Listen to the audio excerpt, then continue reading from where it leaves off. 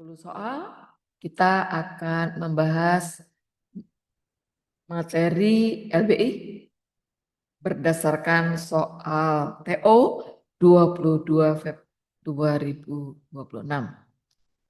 Segera saja saya mulai. Ya, bisa lihat soalnya ya.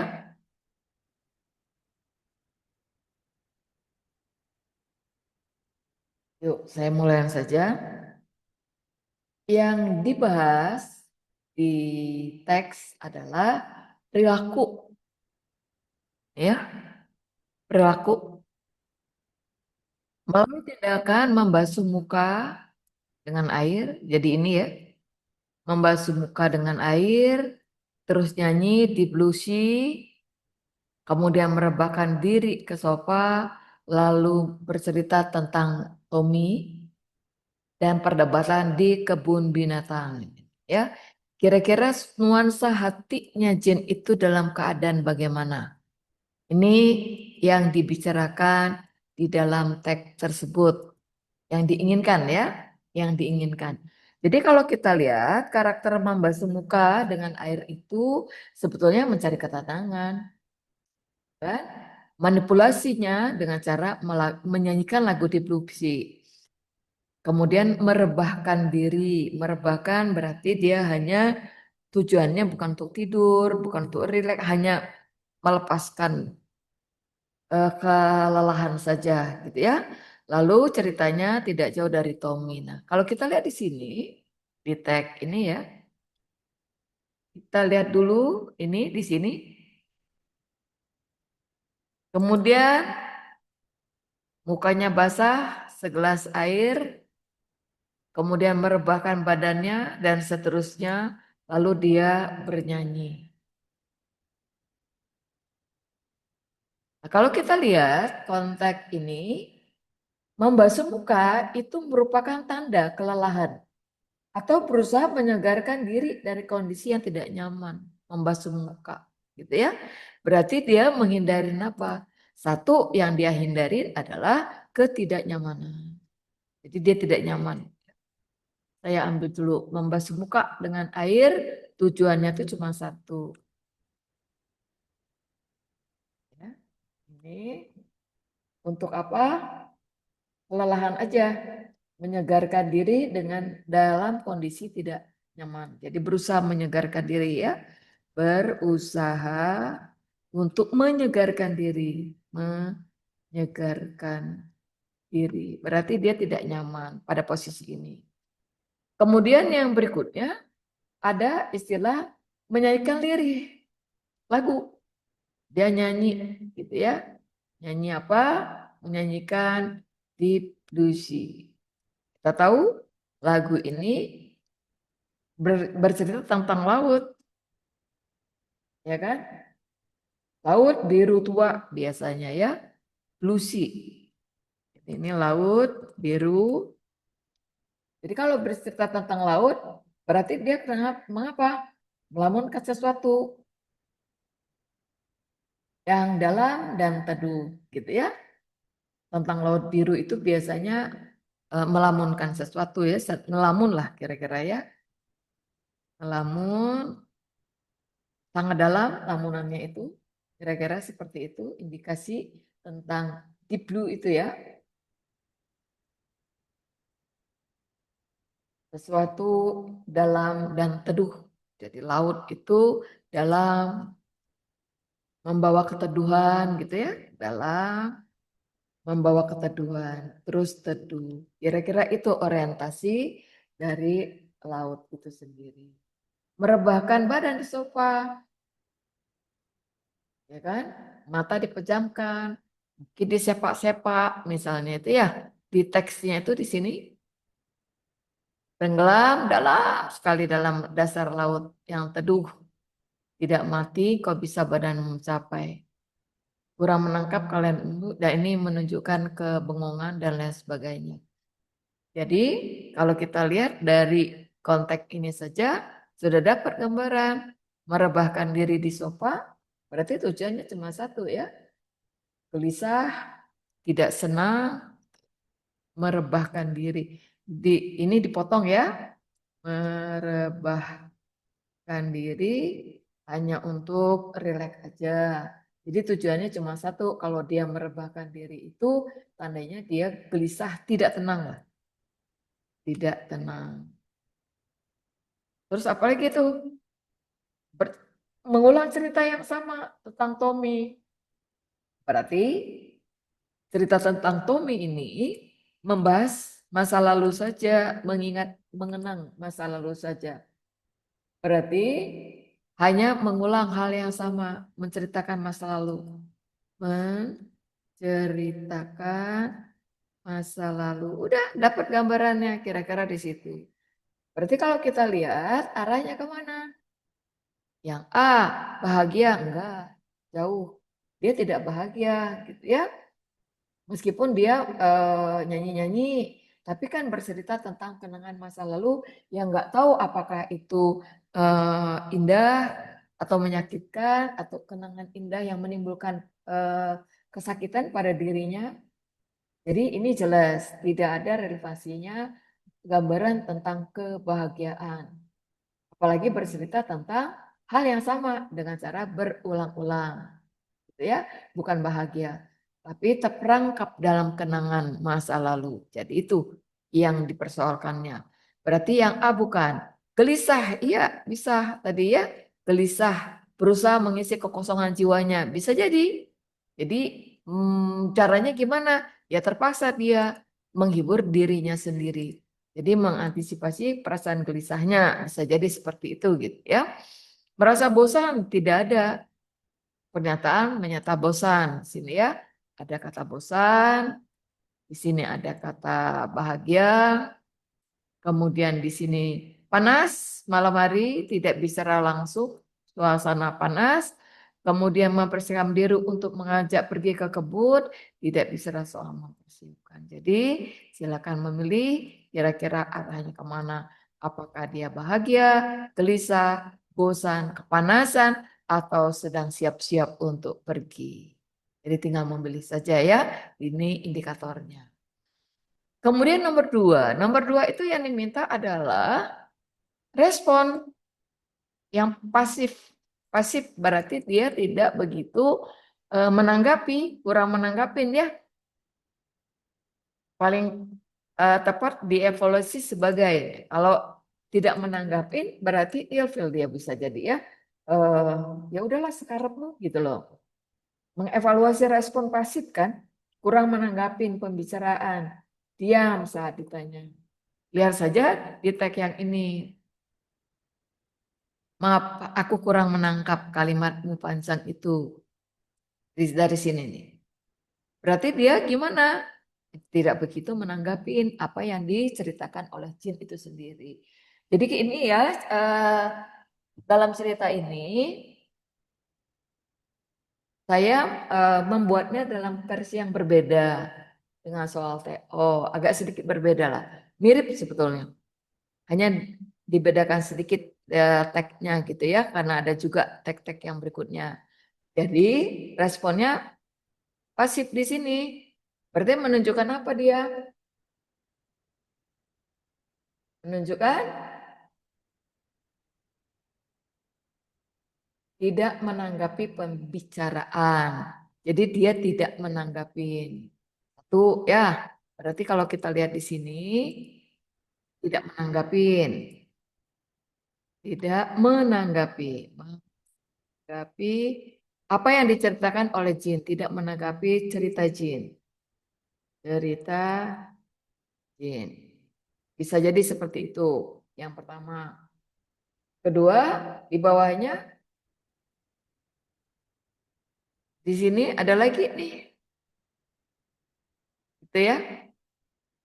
Lupa, aku cuma ngomong saja laut biru tua dan seterusnya. Tenggelam dalam, di sini bentuk pasif.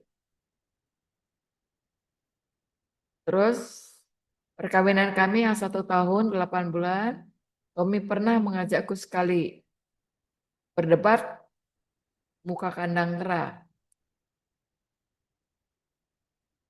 Terus di bawahnya lagi, Ya udah sampai di situ aja ya. Karena ini saya persingkat, tidak sama dengan di soal TO. Lalu membosankan. Aku membosankan. Ini pengakuan Jin terhadap Marno. Tapi Marno justru diam-diam saja. Malah dia berpikir tentang apa? Berpikir tentang istrinya. Seakan dia berpikir istrinya ada di dekat dia. Itu ya.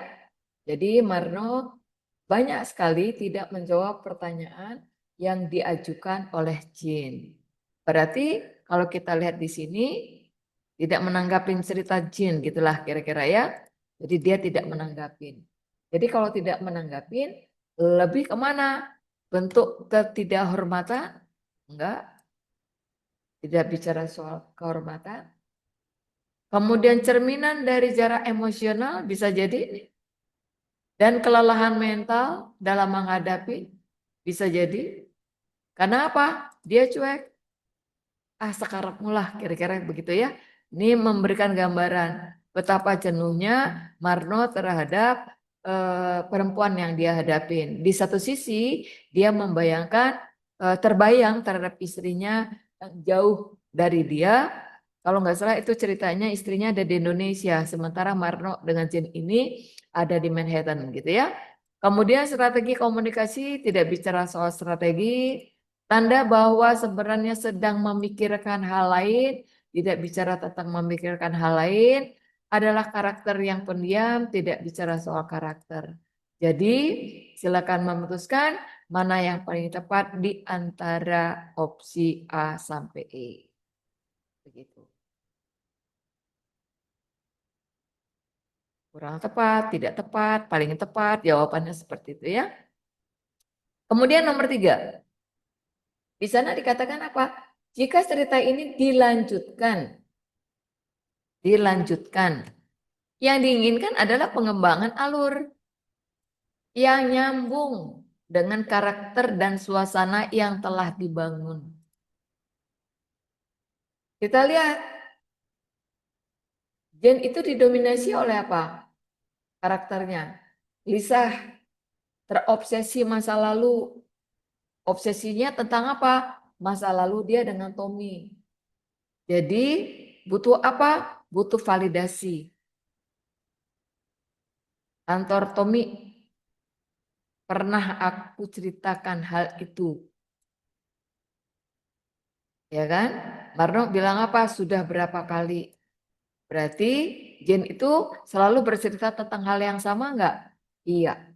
Berarti karakter Jen ini sendiri adalah tipe orang yang galauan, terobsesi pada masa lalu, khususnya pada Tommy. Dan dia butuh apa? Butuh pengakuan dari Marno. Itu karakter dari Jen. Bagaimana dengan Marno? Marno tadi dikatakan apa? Pasif. Dia ya, jarak emosional dengan Jin itu jauh. Pikirannya melayang. Pada siapa? Pada istrinya. Lihat di bawah tadi sudah dikatakan ya. Dia malah berpikir tentang apa? Tentang istrinya. Tidak menjawab karena tiba-tiba saja dia merasa seolah-olah istrinya di dekat dia di Manhattan. Adakah penjelasannya bagaimana satu bayang-bayang terpisah beribu-ribu kilometer bisa muncul begitu pendek? Nah ini pikiran yang ada di dalam benak Marno. Berarti udah jelas kan? Jin itu tipe orang yang galau, lalu terobsesi dengan masa lalu, sementara Marno masih terikat dengan pemikiran istrinya yang jauh dari dia, seakan-akan istrinya ada di samping dia. Jadi dia agak menghayal, agak berpikir gitu. Udah beres, berarti dinamika hubungannya gimana? Komunikasi, berarti timbang. Jin banyak ngomong, lebih aktif, Marno lebih diam, gitu ya. Berarti ada jarak nggak di sana? Ada jarak secara emosional. Jin butuh perhatian, sedangkan Marno tidak sepenuhnya hadir untuk Jin, tapi terbagi hatinya. Terbagi antara yang dia hadapin dengan istrinya yang jauh dari dia. Itu kira-kira yang jadi persoalan relationship antara dua orang ini. Berarti suasananya gimana? Ya udah pasti yang satu hening, yang satu bisa jadi kan terkena masa lalu, berarti melankolisnya masuk. Tegang, ngadepin Jin yang gelisah, berarti mentalnya lelah nggak? Lelah. Gitu. Jadi itu ya gambarannya dari teks ini, berarti dapat gambaran apa yang diomongin. Kalau dikembangkan, lebih ngarah kemana? Kita lihat nih, akhirnya pergi bersama-sama. Nggak nyambung nih. Pergi bersama-sama menikmati sore menyenangkan. Mereka tidak senang. Masing-masing terbawa oleh arus pikiran masing-masing. Berarti kalau kita lihat di sini, saya cenderung di sini malah tidak koheren, tidak nyambung, tidak koheren. Nah, gitu ya. Mengapa tidak koheren? Jarak emosional, bukan konflik ringan yang bisa diperbaiki dengan jalan-jalan, gitu kan? Perbaikan hubungan tidak sesuai dengan suasana melankolis dan keterputusan yang telah dibangun. Jadi ini agak sedikit berbeda sebetulnya. Jadi nggak nyambung aja. Yang B, di sini dikatakan menyadari, Jen menyadari. Jen tidak sepenuhnya menyadarin menurut saya ya. Jen memang terobsesi pada masalah tapi tidak menunjukkan ia akan mengambil keputusan secara rasional gitu kan. Karakternya lebih pada siklus pengulangan cerita, bukan pada titik balik kesadaran. Terlalu dramatir. Jadi kalau saya lihat di sini terlalu dramatis. Terlalu dramatis. Berarti sama, tidak koheren juga, gak nyambung lah, ya, tidak koheren, beres. Kemudian yang C, Marno menegur Jen dengan keras. Wah, kayaknya nggak ada. Tadi tidak ada dialog-dialog kerasan. Justru Marno itu lebih banyak diam, ya kan? Berarti kalau dengan keras bertentangan, berarti ini jelas ya, berlawanan dengan karakter Marno. Bertentangan dengan karakter. Udah, berarti otomatis tidak nyambung sama sekali. Kemudian yang dia terus berbicara tanpa henti tentang Tommy dan masa lalunya. Semakin tenggelam dalam lamunan tentang istrinya hingga keduanya semakin jauh secara emosional. Kita lihat yang D. Ini ya, realitanya enggak itu. Kalau kita lihat, Jin terus ngomong, betul, aktif kan dia. Terus si Marno gimana? Ya dia terbayang dengan istrinya, seakan istrinya ada dekat dia. Efeknya apa? Dua-duanya semakin jauh secara emosional. Gitu ya. Boleh, ini jadi pemikiran. Kemudian yang D, tiba-tiba bercerita tentang istrinya. Enggak. Marno tidak bercerita tentang istrinya. Jadi ini Marno hanya mengingat saja, teringat saja. Hanya teringat. Hanya teringat saja. Tidak bercerita tentang istrinya. Gitu. Jadi silakan memutuskan mau pilih yang mana. Beres? Simbol laut biru. Nah, tadi sudah saya berikan gambaran di Blue Sea. Di sini bercerita tentang laut biru yang dalam. Jadi kalau kita ngomongin tentang laut biru yang dalam itu, lirik lagu ya, lamun, lamun tentang sesuatu, bukan dengan semangat. Jadi ada pertanyaan filosofis sebetulnya ya, cinta terhadap Marno itu sendiri. Ada dialog di sini. Kita lihat di sini ya. Tadi sudah saya lihat dialognya. Nah, nih. Pernahkah kau punya keinginan lebih-lebih dalam musim panas ini untuk telanjang lalu membiarkan badanmu tenggelam dalam sekali di dasar laut yang teduh itu, tapi tidak mati dan kau bisa melihat badanmu yang mencapai itu dari dalam sebuah sampan. Ini gambaran. Gambaran tentang apa? Gambaran tentang kesedihan sebetulnya ya.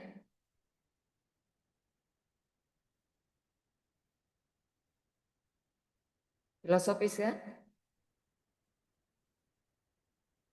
Jadi seperti ngelamun bukan sebagai semangat.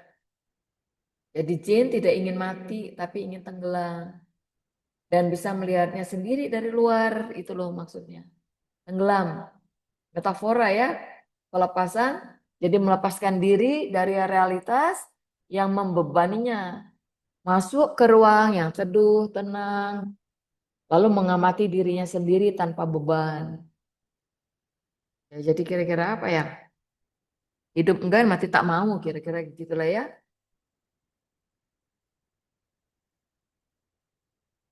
Jadi tidak mati,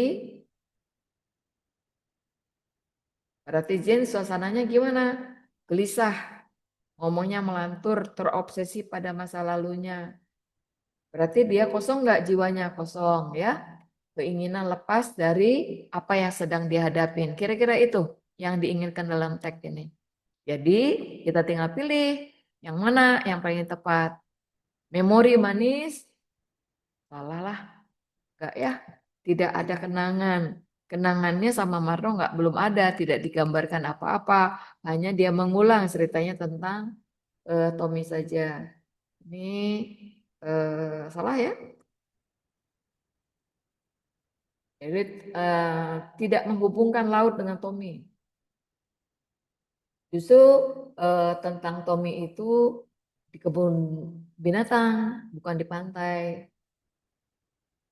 Jadi laut itu lebih menggambarkan tentang nostalgia saja. Laut berhubungan dengan kenangan masa lalunya. Kira-kira seperti itu. Filosofis kan ya, bukan nostalgia.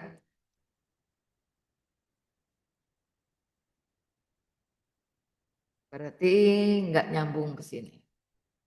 Hasrat untuk melepaskan diri bisa jadi, tadi sudah saya sebutkan, hasrat dia untuk melepaskan diri dari realita yang sedang dihadapin.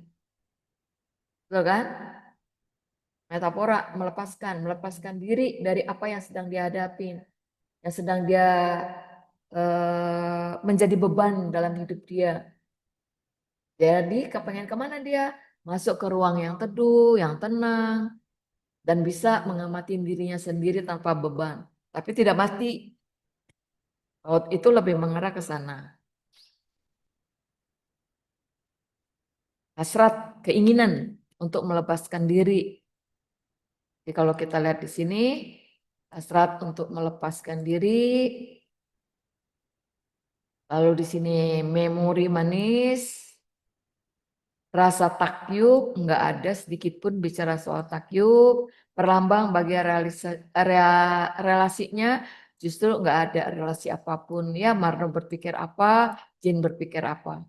Menggambarkan tentang keterasingan, tidak bicara spesifik tentang terasing.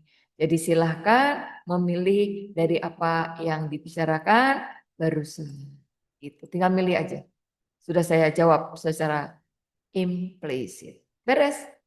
Sekarang masuk tag 2. Sebelum masuk tag 2, barangkali ada yang ingin ditanyakan, silakan.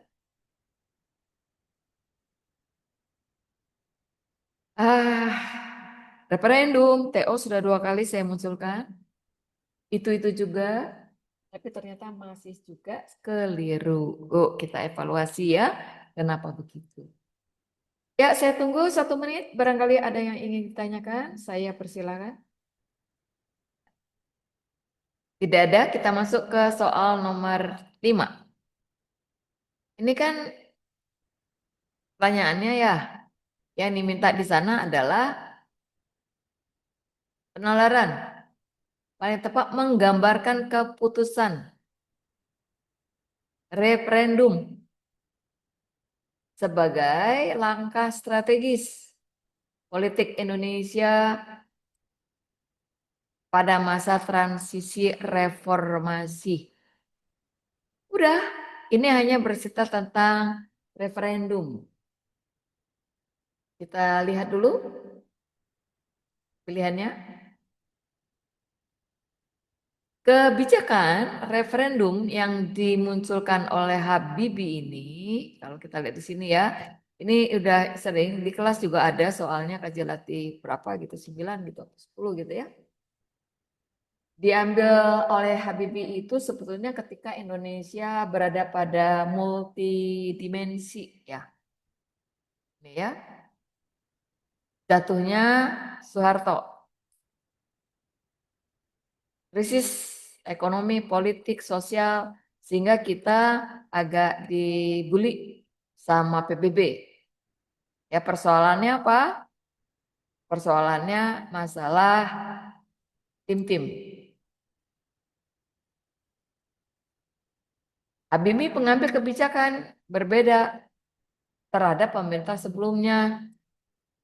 Mengapa? Karena kebijakan ini untuk tujuannya satu, memperbaiki citra Indonesia di mata dunia, PBB tentunya ya. Udah. Jadi kalau kita lihat di sini yang dapat dipahami menghilangkan apa beban diplomatik yang menghambat citra Indonesia di dunia internasional itu loh. Gambarannya kira-kira seperti itu, gitu ya. Jadi masalah tim-tim ini mekanisme diakuin secara global gitu ya, dapat memperkuat proses demokratisasi pada masa reformasi. Sekaligus Indonesia itu memperbaiki hubungan dengan negara-negara lain. Gitu kan? Itu kira-kira. Melalui apa nih? Melalui United ini ya. UNAMED ini yang disebutkan di sini. Dua pilihan, menerima otonomi khusus dari Indonesia untuk tim-tim atau merdeka penuh. Itu yang diberikan. Tujuannya cuma satu ya, supaya Indonesia tidak dibully. Dah, sekarang kita balik ke sini. Berarti yang A. Lihat yang A. Merupakan langkah pragmatis. Tidak bicara soal pragmatis. Tidak drama ini ya. Tidak disebutkan adanya pertukaran wilayah nih. Konflik. Tidak nuker-nuker. Bebas, lepas aja. Ya silakan menentukan masa depannya sendiri. Tidak ada relevansinya tukar A, tukar B, tukar C. Gitu loh. Gak ada kalau kita baca tadi. Kebijakan tersebut dimaksud untuk meredam kritik. Tidak bicara soal kritik domestik. Yang dipersoalkan kita adalah skala internasional. Jadi lokal tidak disinggung sama sekali. Referendum menjadi sarana untuk menguji kemampuan militer, nggak nyambung dengan militer, tidak ada relevansinya dengan militer. Keputusan tersebut bertujuan menciptakan model penyelesaian konflik, tidak menciptakan model penyelesaian konflik. Memberikan kebebasan merdeka, gitu ya. Ini tadi sudah saya tulis, penuh atau menerima otonomi khusus dalam negara kesatuan Republik. Jadi ada dua pilihan mereka. Apakah mereka tetap bersatu, berarti menerima otonomi khusus, atau mereka akan merdeka secara independen, berdiri sendiri. Dua pilihannya. Jadi tidak ada pada konteks ke menciptakan model penyelesaian konflik. Enggak, memilih. Referendum dipandang sebagai langkah strategis. Iya, mengakhiri beban konflik internasional. Jadi Indonesia itu di mata dunia tidak dibully lagi. Kalau kita melepaskan tim-tim ini ke kancah PBB, PBB tidak bisa lagi membuli, lalu tim-tim bisa bebas menentukan masa depannya sendiri. Gitu ya. Itu yang diinginkan oleh Habibie. Beres deh. Jadi silakan kalau memperhatikan apa yang saya bicarakan, perbedaannya sangat kontras, jelas sekali. Kita masuk nomor 6. Nah, yang diminta adalah paragraf ketiga yang di sini gitu ya. 1, 2, 3. Nah, nyambung sih kalau bisa ke bawahnya juga karena didukung oleh 2 kalimat, di bawahnya lagi didukung oleh 2 kalimat. Berarti 4 kalimat lagi untuk di bawahnya ya. Berarti sifatnya memberikan penjelasan. Nah, di sana dikatakan apa? Di teksnya, di soalnya. Nih, bahwa kekerasan setelah referendum melibatkan kelompok milisi pro-integrasi yang mendapat dukungan dari unsur aparat keamanan. Berdasarkan dasar ini, yang diminta adalah paling tepat untuk menjelaskan implikasi tanggung jawab Indonesia terhadap peristiwa kekerasan di tim-tim. Yang diminta apa? Paling tepat untuk menjelaskan implikasinya. Nah, di paragraf ketiga itu jelas di sana dikatakan dalam kajian politik gitu ya. Nih, internasional negara memiliki kewajiban menjaga keamanan. Kalau kita lihat sejarah ya masa lalu itu ya, memicu kerusuhan kekerasan melibatkan kelompok integrasi, menimbulkan korban jiwa, kerusakan besar dan seterusnya. Ini jelas kewajiban menjaga keamanan, melindungi masyarakat di wilayah yang berada pada konflik, gitu kan? Lalu harus dapat dukungan dari aparat negara, kalau enggak ya sudah pertempuran fisik akan terjadi. Jadi kalau kita lihat dalam konteks pasca referendum, di sini dibacanya semuanya nih ya. Saya membacanya sepintas saja. Lalu dapat izin dari sini. Nih ya, izin. Kenapa? Milisi pro integrasi atau unsur aparat keamanan menunjukkan negara gagal menjalankan fungsi perlindungan serta mengendalikan tuh di bawah ya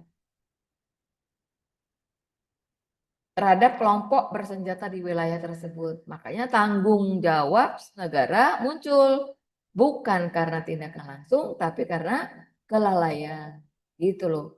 Dukungan tidak langsung terhadap pelaku kekerasan. Ini udah jelas. Itu makanya di kalimat di sini ini merupakan satu kesatuan. Udah dapatlah gambarannya bahwa yang jadi persoalan di sini adalah yang A, memiliki tanggung jawab sipil bertindak mandiri. Salah dong? Tidak ya? Tidak tepat kan? Mengapa? Mengabaikan kemungkinan keterlibatan. Ya kan? Atau dukungan dari unsur negara. Jadi ini diabaikan. Gak ada yang berarti ini konteksnya mengabaikan. Mengabaikan justru ya. Mengabaikan kemungkinan keterlibatan. Keterlibatan. Gitu. Berarti sudah nggak mungkin. Negara dianggap sepenuhnya bebas dari tanggung jawab karena proses referendum. Oh enggak bisa begitu karena kita tetap dapat pengawasan. Ada pengawasan di sini. Pengawasan yang dilakukan oleh siapa? Pengawasan yang dilakukan oleh PBB. Ya kan? Tidak menghapus kewajiban negara. Jadi tidak menghapus sifatnya. Ya, tidak menghapus kewajiban negara terhadap keamanan wilayah. Jadi kalau dihapus berabe dong, perang deh. Itu kan? Gak boleh ya. Jadi tidak menghapus kewajiban. Gitu aja dah kira-kira ya. Kewajiban. Tetap punya tanggung jawab. Kewajiban. Negara terhadap wilayah. Negara terhadap wilayah. Gitu deh.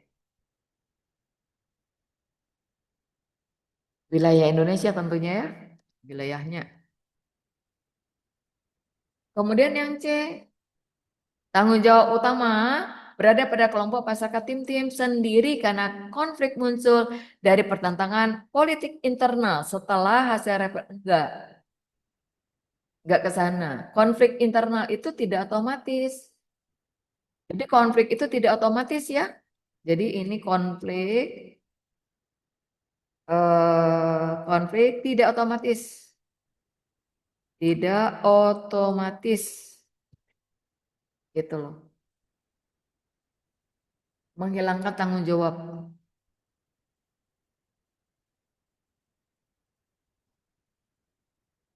Tanggung jawab. Itu. Beres. Negara tetap memikul tanggung jawab. Katakan ya. Negara tetap harus bertanggung jawab. Mengapa harus bertanggung jawab? Karena keterlibatan atau dukungan unsur aparat negara yang menunjukkan kegagalan pemerintah dalam menjaga keamanan. Ini persoalan utamanya. Kalau bicara soal tanggung jawab, masih berada dalam proses transisi. Tanggung jawab utama tetap berada di Indonesia sebetulnya ya. Yang menguasai wilayah tersebut. Kan penguasaannya di Indonesia. Gitu. Sepenuhnya, di sini ada kata sepenuhnya. Berada pada pemerintah tim-tim yang baru. Tidak ya, masih tetap dalam pengawasan. Gitu. Masih berada ya. Karena apa? Transisi. Jadi transisi berarti harus diapain? Ya harus tetap dipantau. Kira-kira seperti itu. Ya, beres. Nomor 6 selesai. Masuk ke soal berikutnya. Sampai di sini ada yang mau ditanyakan?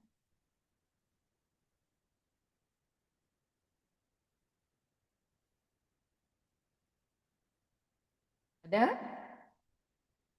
Kita masuk tag 3. Tag 3 yang diminta adalah gulma. Tanaman pengganggu, tapi dia bilang pengganggu enggak juga ya. Kadang-kadang gulma itu dibutuhkan. Seorang pengelola lahan pertanian berencana menghilangkan seluruh tanaman yang dianggap gulma. Gulma itu tanaman yang muncul sendiri. Ada yang bermanfaat, ada yang memang mengganggu.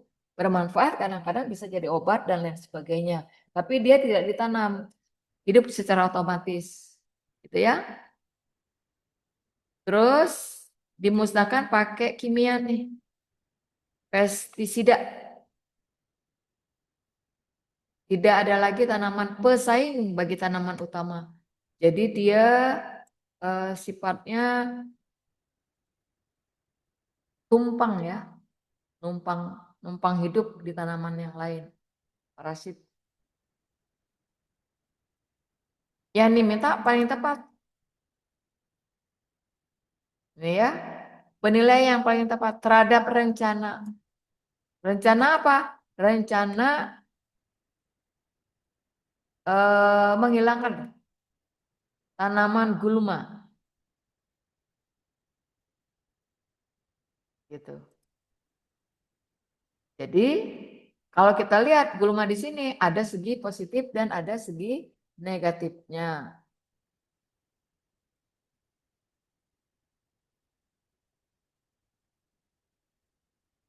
Merugikan ya kan? Bersaing dengan tanaman utama. Dalam hal apa? Ya dalam hal makanan, soal air, soal hara, cahaya. Banyak lah ya. Ini kalau dia nimpluk atau dia bergabung dengan tanaman utama, jelas sangat merugikan dalam konteks pertanian ya. Karena bersaing dengan tanaman utama ya, yang butuh tadi, butuh air, butuh makanan, butuh cahaya dan lain sebagainya. Jadi dalam teks tadi dikatakan si gulma itu sendiri tidak selamanya menimbulkan masalah, ini ya. Menimbulkan berbagai masalah, ini negatifnya. Itu. Lalu mengganggu, selalu memberikan dampak negatif. Dapat membantu melindungi tanah dan erosi, meningkatkan kandungan, serta menjaga sumber makanan dan lain sebagainya. Bahkan gulma itu sendiri bisa menguntungkan enggak? Ya, tidak merugikan Bagaimana caranya? Jadi tidak selalu bisa kita habisi. Karena dia juga ada unsur positifnya. Udah, hanya itu yang diomonginya. Berarti tinggal pilih nih opsinya. Sangat tepat. Justru tidak, karena ada unsur positif dan negatif. Berarti ini tidak mungkin. Merugikan sehingga menghapuskan. Tidak selalu ya, karena ada juga dipakai untuk obat. Lalu yang ini tepat, yang B itu tepat selama penggunaan bahan kimia. Apapun alasannya, tidak selalu gitu ya. Penggunaan bahan kimia dilakukan secara rutin tanpa perlu mempertimbangkan fungsi. Gak bisa, tetap tidak tepat. Ini kan tepat, dibilang tidak tepat ya, apapun alasannya. Kurang tepat, nah masuk akal. Mengapa? Mempertimbangkan aspek produksi pertanian dan mengabaikan manfaat ekologisnya. Kemungkinan dampak lingkungan gitu ya. Jadi ini bolehlah kita pertimbangkan. Lalu di sini tidak tepat, tidak dapat dinilai pilihannya. Enggak ya? Tadi sudah saya sebutkan bagian dari rantai makanan. Ya kan? Jadi kalau dia diberantas secara total pakai kimia kurang tepat ya karena hanya melibatkan masalah dari satu sisi saja, meningkatkan hasil panen, tapi mengabaikan peran ekologisnya. Terus manfaat gulma, gulma juga sebetulnya bermanfaat. Ya, jadi pendekatan yang bijaksana itu yang gimana? Melakukan pengolahan gulma secara seimbang, bukan menghilangkannya. Gitu. Ya. Ya, silakan memilih keputusanmu sendiri. 4, tag 4, ada yang mau ditanya?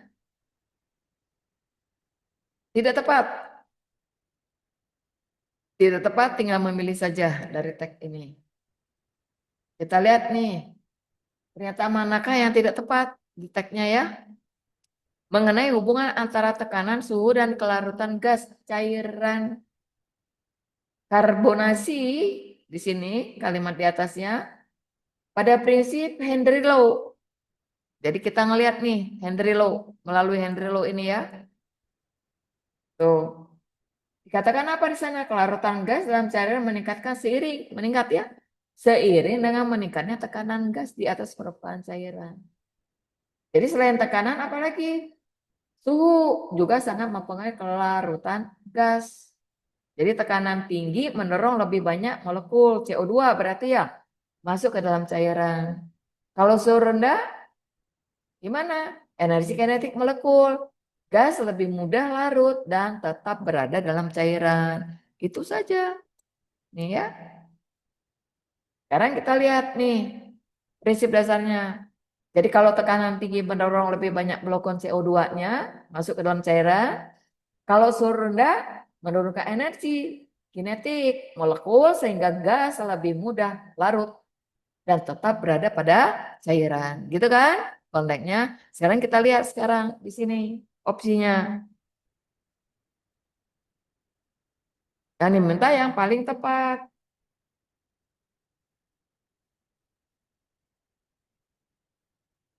Paling tepat tag manakah yang yang tidak tepat.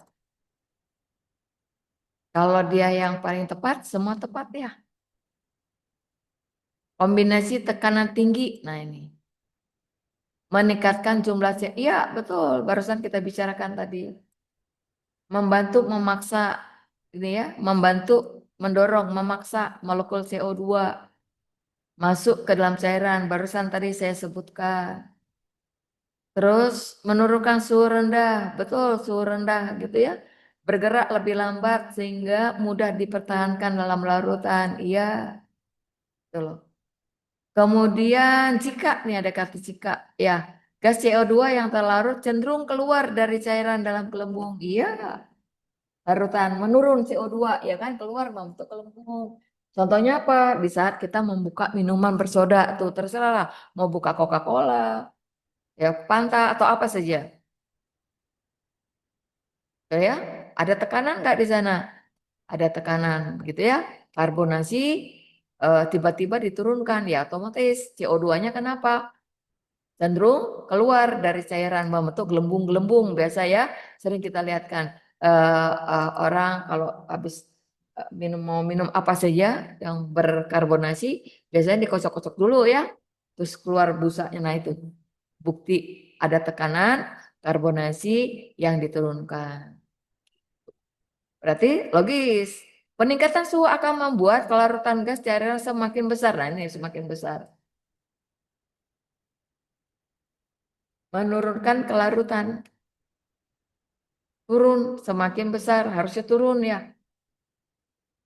Jadi terbalik konsepnya. Ya silakan. Ini sudah saya jelas. Konteksnya. Lalu 9. Paling tepat juga.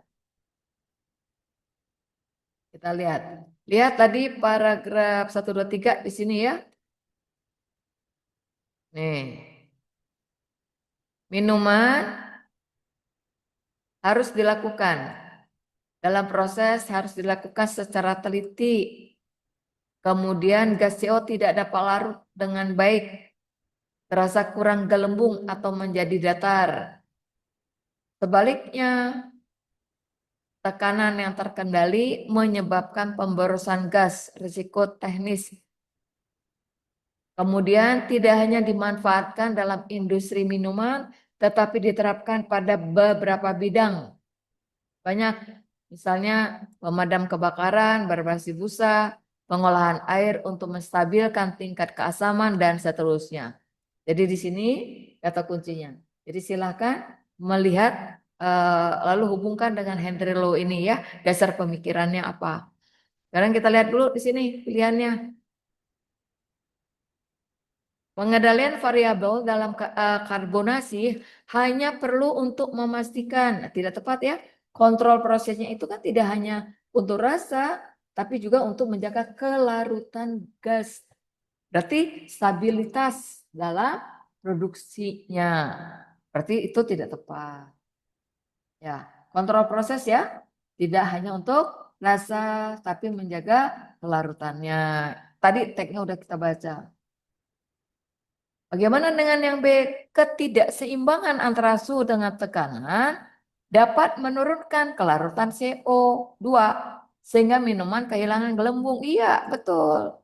Jadi ini ya, karena apa? Sesuai dengan penjelasan bahwa ketidakseimbangan suhu tadi sudah disebutkan ya, tekanan membuat minuman kehilangan gas berlarut, hilang gasnya. Tadi nggak ada gasnya. Itu ya, benar. Kemudian prinsip karbo. Enggak, salah itu ya. Digunakan di bidang lain. Tadi disebutkan apa? Dalam pengolahan air, teknologi penangkapan karbon, dan lain sebagainya. Di sini tadi, membantu mendorongnya molekul dan lain sebagainya ya. Nah di sini, di sini tadi sudah Ibu sebutkan. Berarti nggak masuk tuh. Lalu yang D di sana dikatakan risiko operasional dalam proses karbo hanya terjadi ketika, coba tidak tepat juga dong, karena risiko operasional tidak hanya disebabkan oleh suhu rendah, tidak. Ini kan suhu terlalu rendah, tapi kan tidak dikatakan, tidak hanya disebabkan oleh suhu rendah. Ini juga tadi sudah saya baca. Salah satu di sini pengendalian tekan suhu tidak berpengaruh kualitas produk, ya kan? Suhu justru sangat menentukan. Justru ditentukan suhu itu menentukan kualitas karbo. Jadi suhu menentukan ya. Suhu itu otomatis suhu menentukan apa? Kualitas karbonasi. Kualitas karbonasi. Justru ini dipentingkan. Itu deh. Jadi jelas ya jawabannya tadi sudah Ibu sebutkan. Sekarang kita lihat soal terakhir. Nah ini tinggal nyusun aja. Tinggal memutuskan saja. Karena yang diminta di sana adalah cahaya oleh daun. Penyerapan. Ya ini biasa. Ya kan? Apa? Klorofil. Tidak akan pernah jauh dari apa? Dari cahaya yang udah pasti ya. Matahari itu yang penting. Ada cahaya hijau, ada cahaya merah, di sana dikatakan ya. Mengenai daun ditangkap oleh pigmen sel tumbuhan, namanya kloroplas. Ini foton dengan panjang gelombang tertentu paling efektif diserap oleh klorofil 2, merah dan biru. Udah, dapat paling penting. Diserap lalu dimanfaatkan sebagai fotosintesis. Mengubah apa? Bahan organik menjadi senyawa organik. Menjadi organik. Gitu. Terus ya. Hasil fotosintesisnya kemudian didistribusikan melalui jaringan pengangkut ke batang, ke akar tumbuhan yang mendukung pertumbuhan perkembangan tanaman. Udah beres. Selesai. Yang diminta apa? Tentang penyerapan. Daun tampak berwarna hijau karena pigmen, betul. Lebih banyak memantulkan cahaya hijau dibandingkan menyerapnya. Benar, hijau dulu diterima. Makanya dia jadi hijau kan? Udah. Makanya daun itu warnanya hijau. Karena apa? Pigmennya ini memantulkan cahaya hijau. Berarti masuk nggak yang ini? Masuk. Nah kalau satu masuk, tinggal lihat. Berarti kemungkinannya 1, 2, 3, dan 4. Wah hampir semua dibaca ya. Udah, putuskan. Cahaya hijau kurang dimanfaatkan. Ini ya ada kata kurang. Proses, tidak bercerita tentang proses. Merah yang mengenai daun diserap sepenuhnya oleh, iya, diserap. Itu. Tanpa ada bagian yang dipantulkan. Tadi udah jelas nih merah dan hijau. Ini ya. Ya, pelan-pelan aja bacanya, tapi inti persoalan yang diutamakan. Beres deh. Menyerap cahaya, klorofil itu kan menyerap cahaya ya, kalau lihat di sana. Dengan panjang gelombang tertentu, biasanya begitu ya. Secara lebih efektif. Kalau kita perhatikan spektrum merah dan biru kan, kalau hijau kurang dimanfaatkan. Sehingga sebagian besar dari pantulannya, gitu ya, menyebabkan daun tampak berwarna hijau. Jadi ini jelas konteksnya sangat jelas ya. Kalau satu hubungannya sebab akibat, bukan karena klorofil memantulkan cahaya hijau, tapi klorofil kurang menyerap cahaya hijau, itu yang betul. Jadi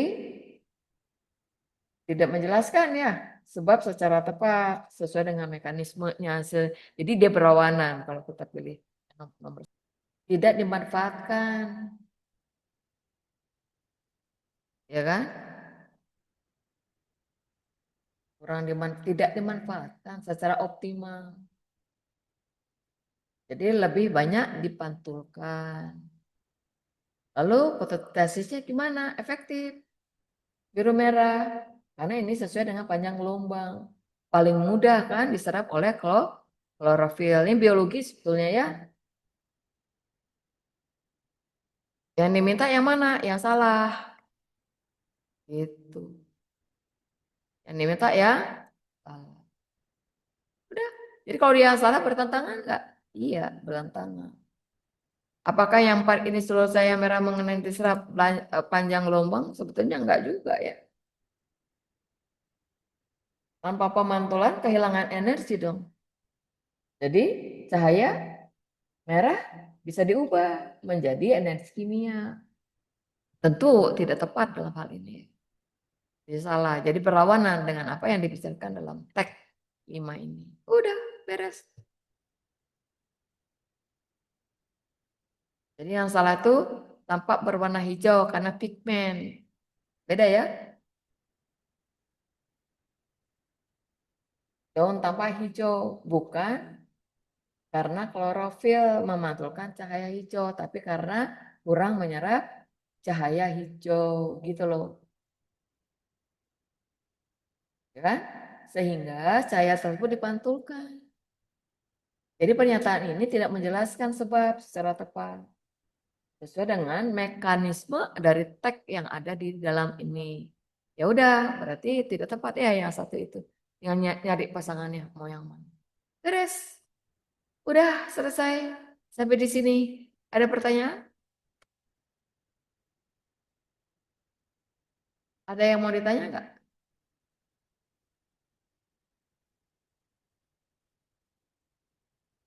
Yuk, ada yang mau ditanya? Kalau tidak ada, saya mau kasih soalnya, post testnya. Sekarang post test, waktunya 10 menit. Tolong di komentar apakah bisa dibuka atau tidak. Biasa Ibu mah kadang-kadang nggak bisa dibuka, nggak tahu juga kenapa. Coba ya, mohon reportnya. Terima kasih. Bisa, Bu. Oke, terima kasih. Silakan bekerja. Udah habis waktunya? Cukup ya? Kalau tidak ada yang ditanyakan, saya kira sampai di sini. Terima kasih yang sudah bergabung bersama saya di sore hari ini. Di siang ya, masih siang ya. Semoga apa yang saya sajikan bermanfaat.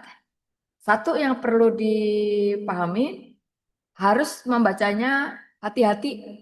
Terus lihat kecepatan matamu itu harus pas dengan pertanyaan. Jadi tetap cari kata kuncinya. Ya, sebentar. Irsa, nilaimu bagus. Sudah masuk angkanya 100.